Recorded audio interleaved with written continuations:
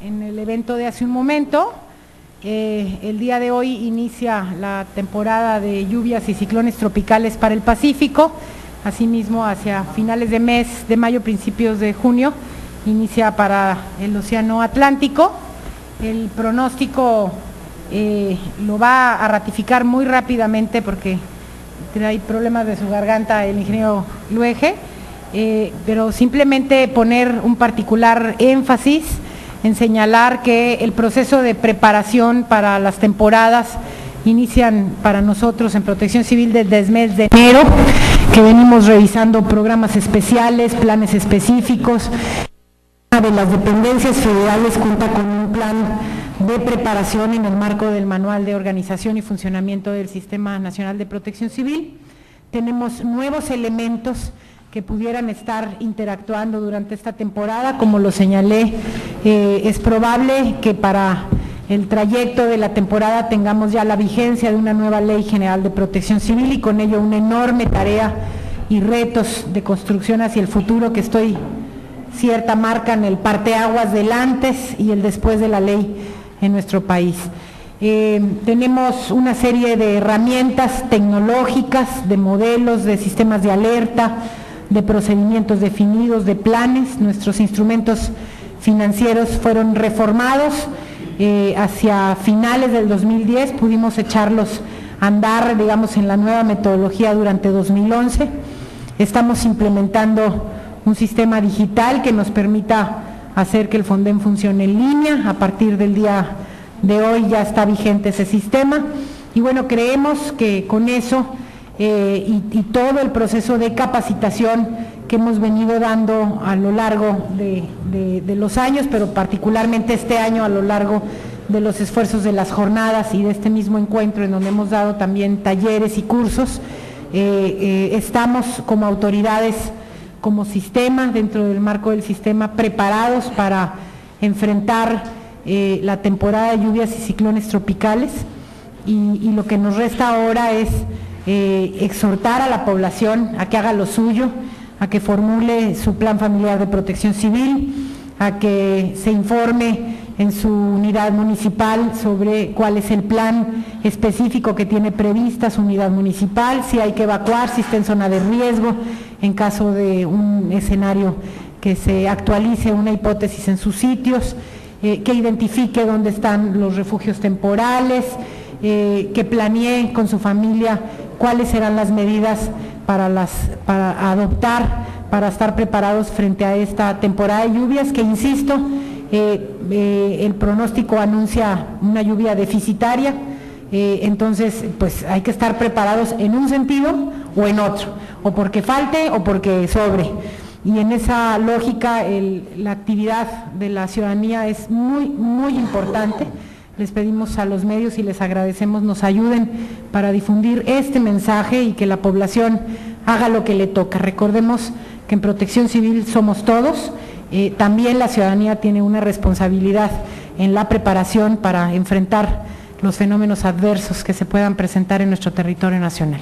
Muchísimas gracias y me voy a permitir pasarle el micrófono al ingeniero José Luis Luege.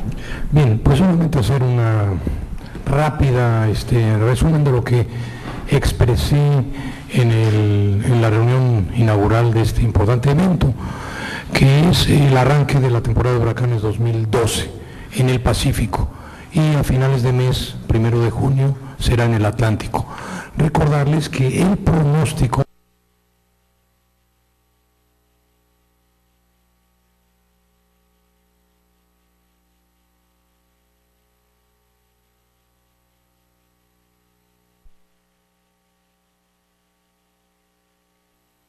avalado por varias instituciones de nuestro país y de los Estados Unidos es de 23 fenómenos, 13 en el Pacífico y 10 en el Atlántico. Es un número inferior a la media histórica, que es de 27. Pero lo importante, tanto en el tema de protección civil como de Conagua, son los fenómenos que tocan al territorio. El año pasado tuvimos muchísimos fenómenos que ustedes vieron seguramente en la gráfica que yo presenté, que se iban como arañitas hacia afuera, ¿no?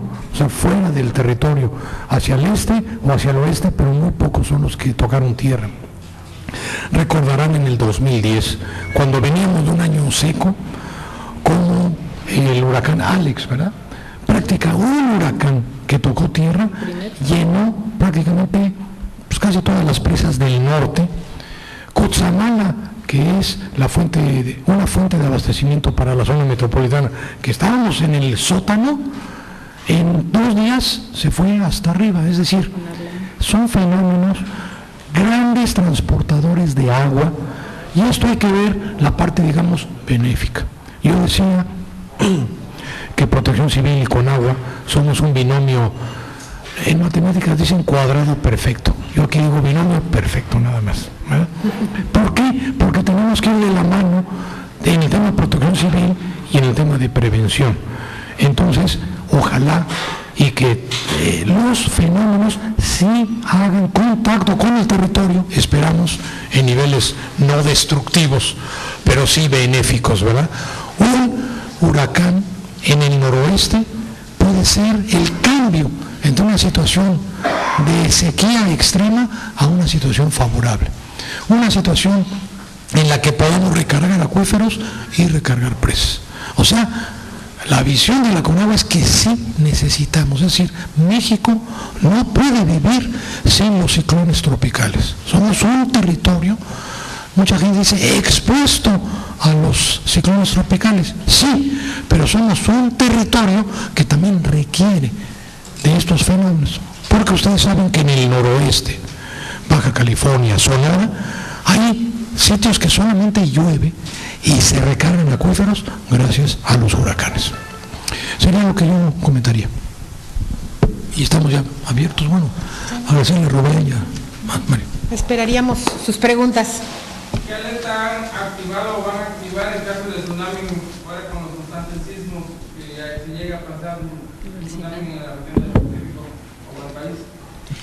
Bueno, recientemente el secretario de Gobernación ha publicado un acuerdo por el cual se crea el SINAT, es decir, el Sistema Nacional de Alerta de Tsunamis. Recordemos que los tsunamis no son propiamente un fenómeno de tipo hidrometeorológico, sino es un fenómeno derivado de la actividad geológica, es decir, de sismos. No se presentan en cualquier playa del territorio nacional, no se presentan en la fosa mesoamericana, que es en donde nuestro territorio actualiza la hipótesis de placas de subducción, que son movimientos verticales que producen los escenarios de sismo. No cualquier sismo, perdón, de tsunami, no cualquier sismo es tsunami genético. Y en ese sentido, México está expuesto a riesgos de tsunami, tanto de sismos producidos a larga distancia en otras partes del mundo, como de sismos locales, principalmente que se produzcan en la fosa mesoamericana, es decir, en esta franja justamente, digamos, desde Jalisco hasta Chiapas, ¿no? En ese tenor, el sistema teje una alianza de trabajo y de coordinación entre varias instituciones. Esto incluye a la Universidad Nacional Autónoma de México, como lo es el Servicio Mariográfico, el Instituto de Geofísica, el Instituto de Ingeniería, por supuesto dentro del Instituto de Geofísica el Servicio Sismológico Nacional, teje al Centro Nacional de Prevención de Desastres y a la Protección Civil en su conjunto, al CICESE, que es el Centro de Investigación Sísmica de Ensenada, y bueno, ni qué decir, por supuesto, a la Secretaría de Marina Armada de México, a quien le asigna particularmente la responsabilidad en el proceso de alertamiento de tsunamis.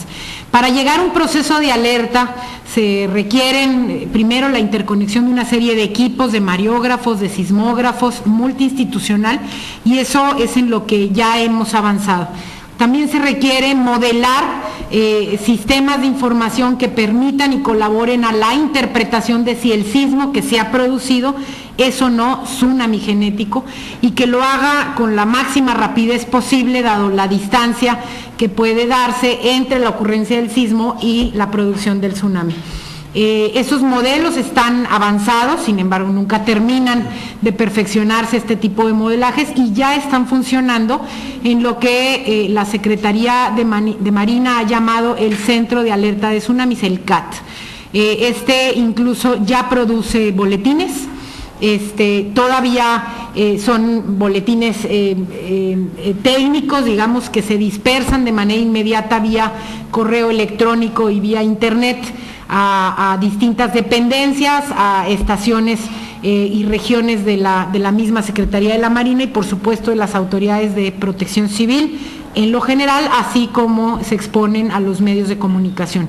El propósito en el futuro es llegar al grado de poder interconectar estos sistemas, automatizarlos a bocinas públicas que se encuentren instaladas en la franja costera y que se complementen con un trabajo de capacitación y de preparación local, puntualmente, con protocolos bien definidos y entrenados para que los centros de población que se encuentran en las franjas costeras sepan cómo actuar, tengan modelados los escenarios de comportamiento del escurrimiento del agua en un escenario de tsunami y estén en posibilidades, por supuesto, de adoptar las medidas necesarias para salvaguardar la vida de quienes se encuentren en esta franja costera entre la ocurrencia del sismo y la ocurrencia del tsunami. Tenemos un problema, bueno, no es personal, tenemos un problema de que en el trabajo de prevención e información sobre los fenómenos naturales hay algunos grupos económicos que se sienten vulnerados en sus intereses y se atreven a amenazar y en ocasiones a atacar. Caso mío es claro, yo que sufrí un atentado, 2 atentados, que partieron la cara y atacaron mi casa, porque menciono la cuestión de los huracanes en la zona y dicen que con eso yo estoy perjudicando al sistema económico de lancheros, de propietarios de yates, de hoteleros, porque consideran que no se debe decir nada porque se les espantan los turistas. Claro que es una visión muy absurda. Sin embargo, la respuesta es esa, la agresión. Y si me ha tocado a mí, porque me toca salir a nivel nacional, pero cualquiera de mis compañeros que diga algo así, que tenga alguna repercusión, se ven expuestos al ataque de estas personas. Incluso en una reunión estaba presente el señor Maza, y impunemente lo dijeron ahí, los grupos. A mí me parece que pues es un acto de ignorancia, porque no se trata de cerrar los ojos, se trata de enfrentar los riesgos y administrarlos de la mejor manera posible. No están peleados los escenarios de riesgo con las actividades económicas, simplemente hay que hacer las cosas bien hechas, en ese sentido tomando la previsión de todos los riesgos que ofrecen los distintos fenómenos. Yo quisiera comentarle que el señor presidente de la República nos ha instruido desde el primer día de gobierno con una visión absolutamente humanista de privilegiar por encima de cualquier cosa la seguridad humana, la seguridad de las personas, y en eso nos hemos abocado. Esa es la razón por la que se trabajó en un desarrollo de una nueva Ley General de Protección Civil, que por eso insistía en que será un parteaguas. Es una ley que se apuesta por la gestión integral de los riesgos, privilegia, por supuesto, la seguridad de las personas en ese sentido, y va más allá, incluso al extremo de prohibir el desarrollo y la construcción de asentamientos humanos en zonas de alto riesgo. Incluso, hay que decirlo con todas sus letras, en la ley se atreve el legislativo, con absoluta razón e impulsado por las instancias de protección civil que colaboramos en la formulación de esta ley, se atreve a calificar como delito grave a quienes lo promuevan, lo toleren, lo permitan, etcétera, y está sujeto a un análisis muy puntual de riesgos para el desarrollo de infraestructuras. Es una nueva perspectiva de desarrollo en nuestro país que creemos que pues irá orientando hacia el sector económico a hacer labores de inversión más convenientes en ese sentido, pero también adoptar las medidas. Las playas son muy lindas, ¿no? Y no hay por qué no usarlas en ese sentido, pero sí tomando todas las medidas que se pueden adoptar para reducir los escenarios de riesgo. Hay un plan de respuesta a una catástrofe, digámoslo así, en donde se incluyan a gobiernos municipales, organizaciones civiles y, en fin, muchos aspectos que se tienen que organizar, porque cuando una carretera es afectada, por ejemplo, en la sierra, nadie lleva máquinas, empiezan los problemas de respuesta, de que se tardan mucho más de 24 horas para llegar al lugar y eso es falta de organización prácticamente. Ya lo tienen ustedes planeado hoy en este año para que pueda haber una respuesta eficiente. Son parte de los planes que se construyen y a los que me he referido. Yo quisiera rectificar algo que me parece que es importante y por eso hablaba de la responsabilidad de los ciudadanos. Nadie tiene la varita mágica, nadie puede impedir que un ciclón ocurra, ojalá, ¿verdad?, ocurra y ojalá nos traiga mucha agua. Evidentemente que la reducción de riesgos va más allá en términos de un proceso de construcción de nuestra infraestructura, pero también de un protocolo de actuación de la ciudadanía. Es muy importante que nuestros ciudadanos estén organizados debidamente y tomando las previsiones necesarias para enfrentar los distintos tipos de fenómenos en ese sentido. Hablar de mecanismos de intervención en un proceso de recuperación inmediata están dados. Nuestro sistema es un sistema que tiene 26 años de creado y que se ha ido perfeccionando. Teje la actuación entre los 3 niveles de gobierno, municipio, estado y federación, y es un proceso transversal totalmente, todos son responsables en ese sentido. Si alguien está esperando que en las primeras 2 horas esté el gobierno del estado resolviendo las problemáticas, está equivocado. Hay una primera responsabilidad de los ciudadanos, hay una siguiente responsabilidad de las autoridades municipales, quien se ve complementada con las acciones de los gobiernos estatales y finalmente estos se ven reforzados en un esquema de corresponsabilidad y de subsidiariedad por parte del gobierno federal.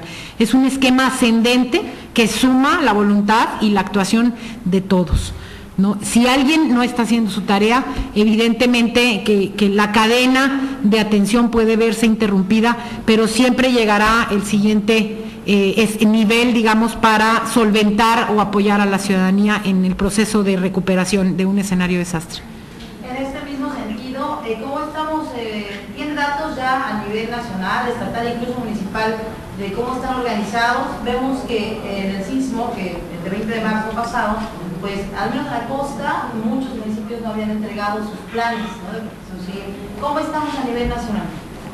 Si me permiten, le voy a pedir a la licenciada Ana Lucía, que es justamente la encargada de revisar estos planes, que nos comente al respecto. Sí, muchísimas gracias, Laura. Sí, efectivamente nosotros recibimos los planes estatales para cada tipo de fenómeno, temporada por tipo de riesgo que enfrentamos ahorita para la temporada de lluvias y ciclones tropicales. Ya contamos con 29 de 32 planes estatales, están haciendo revisiones, emitimos recomendaciones a cada uno de ellos. Hay unos que están muy completos.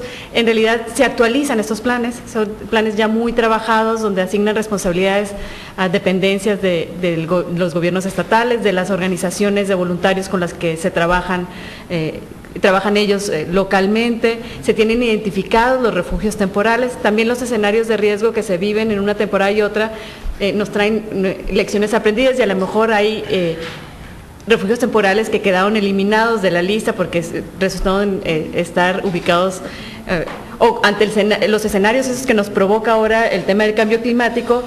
Refugios temporales que nos servían muy bien en un tiempo, ahora están siendo alcanzados por el agua de alguna u otra forma. Entonces estamos bien en el país, se está trabajando.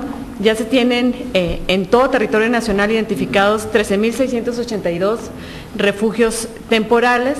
Recordemos que estos son nada más para la gente que realmente requiere un lugar a dónde ir. Hay mucha gente que evacúa las zonas de riesgo, pero se van con algún familiar o se pueden ir por sus propios medios a resguardarse en una zona segura. Y estos refugios temporales que vienen precisamente de los planes que hemos estado revisando, nos dan una capacidad para recibir a prácticamente 2.850.000 personas. ¿A cuánto asciende en lo económico el presupuesto del gobierno federal para este 2012 en la prevención e información de lluvias y ciclones y desde luego Mire, me acaba de adivinar el pensamiento.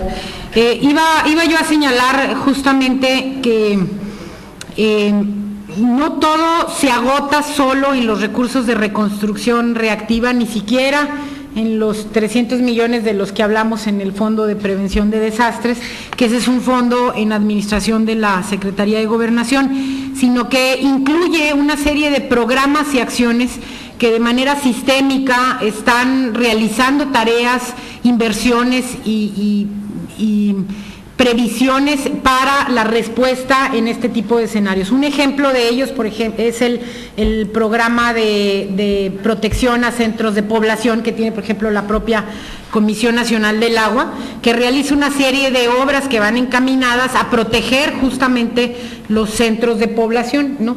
Y mucha gente ni siquiera prevé pues que ese es un instrumento absolutamente preventivo, es decir, lo que está buscando es impedir que los centros de población se inunden. Como esas se incluyen una serie de tareas, un ejemplo es Hábitats, por decir, en donde incrementa su índice de proporcionalidad económica con los municipios en términos de coparticipaciones, cuando los municipios proponen inversiones y acciones fundamentadas en su atlas de riesgos, por ejemplo. Pues esa es evidentemente inversión preventiva que no se cataloga y se considera o se contabiliza dentro de las inversiones preventivas. Instituciones, justamente, y lo digo por el ingeniero porque no puede hablar, como las previsiones que ha tomado la Comisión Nacional del Agua en el desarrollo de sus centros de atención de emergencias, ha venido estratégicamente construyendo centros de atención de emergencias en el país, colocados en puntos muy estratégicos, con una dotación de equipamiento especializado, bombas de succión, plantas potabilizadoras de todos tamaños, desde la chiquita para una comunidad hasta la que sustituye la potabilizadora de todo un municipio, equipos de retroexcavadoras y una serie de equipamientos para el reforzamiento de bordos, en fin, una serie de equipos especializados en los que incluso ha coinvertido también en algo el Fondo de Desastres Naturales a través de su figura de equipo especializado, tomando las previsiones para que estemos listos para la respuesta y para fortalecer las capacidades locales de los gobiernos municipales y de los gobiernos estatales. Vale señalar, solo como punto, que México no tiene un modelo que le permita medir con exactitud la inversión preventiva. Esa es la razón por la que hemos trabajado, estamos en proceso de firmar un convenio con el Banco Mundial. Es correcto, es con el Banco Mundial, quienes nos están ayudando a desarrollar una identificación de inversiones, porque hay instrumentos que se puede decir son preventivos y a la hora que le mides bien, pues en realidad a lo mejor son preparatorios. Quien prevé un instrumento para comprar despensas, pues es un instrumento de preparación más no de prevención, no sé si me explico. Entonces, hay que ordenar criterios muy puntuales para definir si esa inversión pública es o no preventiva y establecer los indicadores que nos permitan de manera sistémica el estar midiendo cuál es la inversión preventiva de este país, al menos en las autoridades, en el gobierno federal. Esperemos que, creado el modelo, lo podamos aplicar y llevar hacia los gobiernos estatales y gobiernos municipales, y con eso tener una mayor certeza sobre cuánto estamos invirtiendo en materia de prevención, que estoy cierta es mucho más de lo que tradicionalmente podemos identificar.